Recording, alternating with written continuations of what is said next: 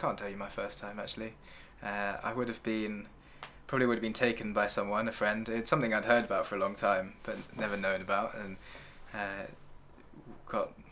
would have got taken there. And it's pretty addictive.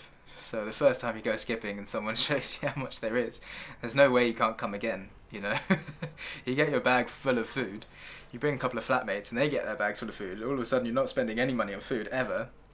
It's pretty addictive. And also you never know what you're going to cook that week, because you don't choose what you shop. The shop chooses for you. I started skipping last year when I arrived in UK. First time I did it with a friend because she was living really close to a supermarket. So we just went, the two of us, and actually I was really surprised because there were a queue of people waiting to go into the bin. So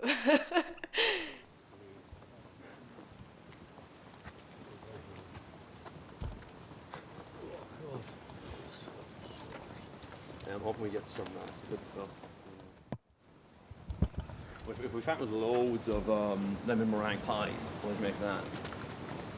Not too fond of lemon meringue pies. I love lemon meringue pies. I absolutely love them. I want to get a bit of mince, a bit of chicken, yeah, a few vegetables as well. There's a few kind of codes of conduct of skipping. Don't take too much for yourself.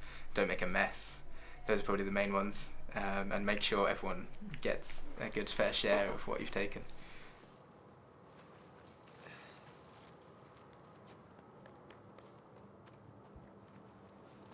It's a lottery, so you look in the bin and you see loads of bin bags, and you could think this could be loads of fish guts, and this could be loads of coffee grinds, and this could be loads of packaging, or this could be 10 packets of pasta, or this could be a week's worth of vegetables, or this could be a goo pot, you know, those chocolate goo, like G, U umlaut, goo puddings.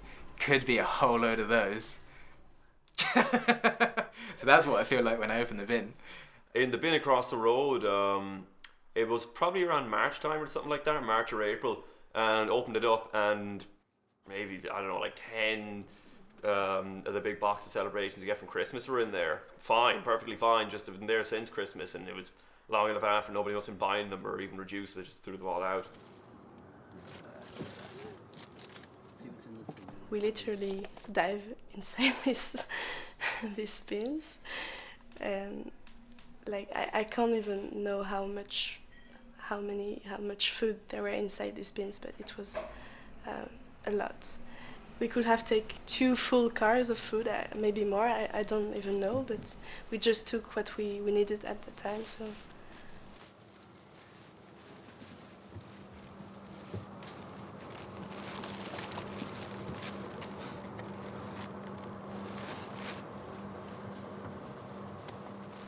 Probably the main thing I do is first smell it, see if it's bad. If it smells bad, don't eat it. If it smells questionable and it's something you cook, kind of make it. Then basically, if you taste it and it tastes bad, don't eat it. Really, that's really as far as I go with it.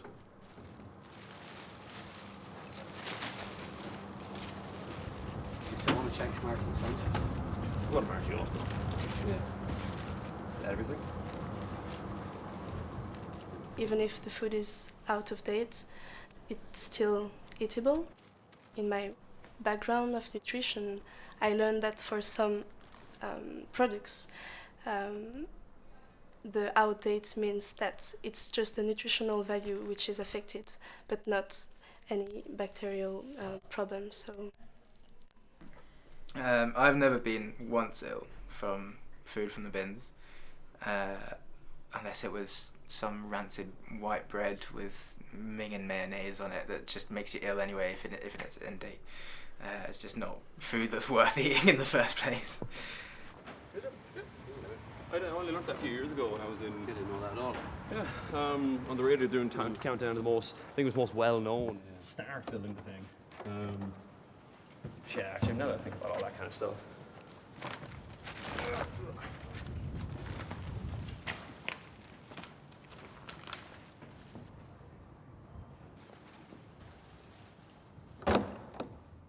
why do I skip?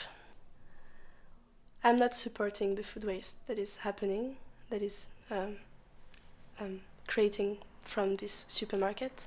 So I want to just say my non-approval against that.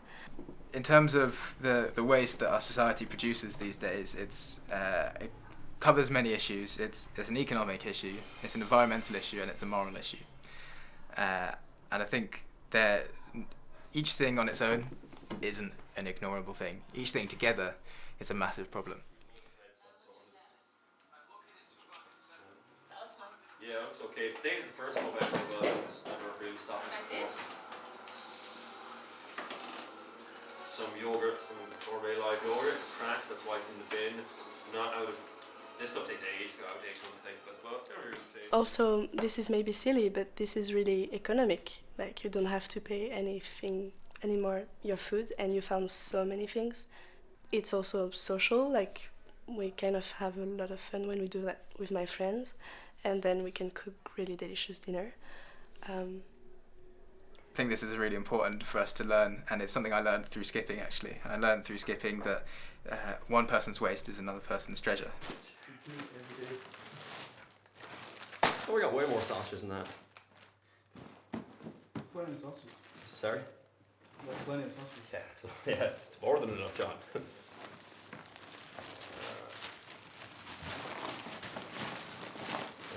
Yeah, with any glass of any I've taken easily over hundreds of pounds of food, hundreds of pounds of meat once. I just got a big rack of ribs and then loads of steaks and mincemeat and everything. And you can put an economic value on it, but when you're looking in the bin, it's just more food, so it's kind of hard.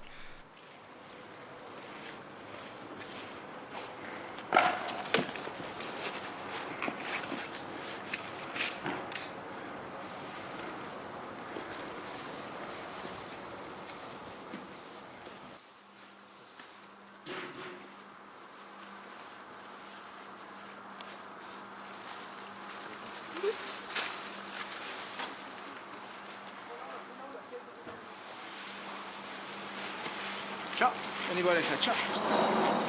Chops. Chops, mate. French fries. Frozen. Got hold of them.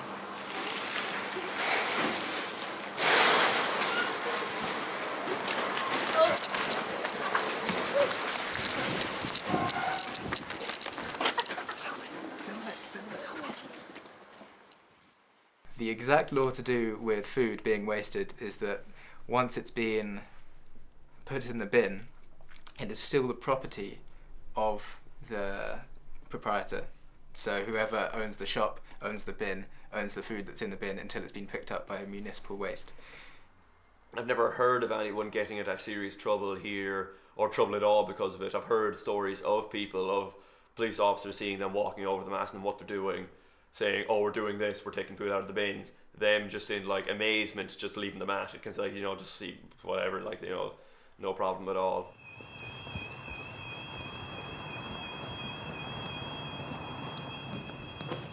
So I just opened one and I saw, I don't know, as far as I could see, just pies. Ginster's pies everywhere. Just I didn't see what flavour or anything, but I was getting excited. And then the second I was just about to reach my hand in, then I got nabbed on the shoulder and turned around and said, "Make your way, mate." I didn't know what to do. He wasn't really accosting me or anything. He just said, "Make your way." But I was pretty angry because there's 2 bins full of food right there, and he can see them and I can see them, and I don't know why I'm not allowed to take them in that instance, to be honest. So yeah, I think I shouted something back at him like, "People are starving," something dramatic, just to see if I could have any effect on him.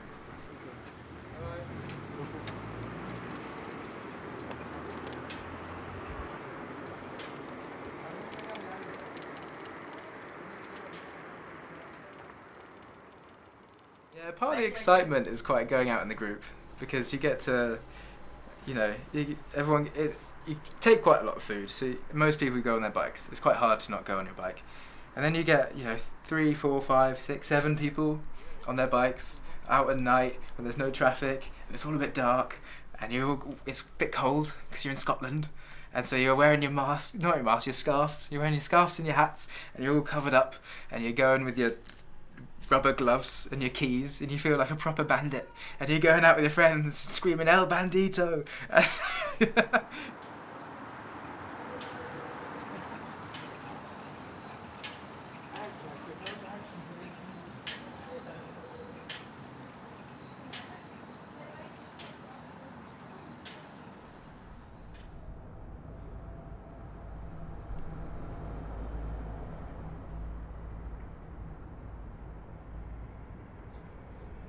I think there's always hope, and I think society is becoming more aware. My mum is becoming more aware. Her friends are becoming more aware of food waste. But it's going to take a huge amount of people to put lots of pressure on, and for people to start complaining that there isn't enough food in the bins to feed themselves. For now, I'm hopeful that certain supermarkets have food in their bins tonight, so I can eat.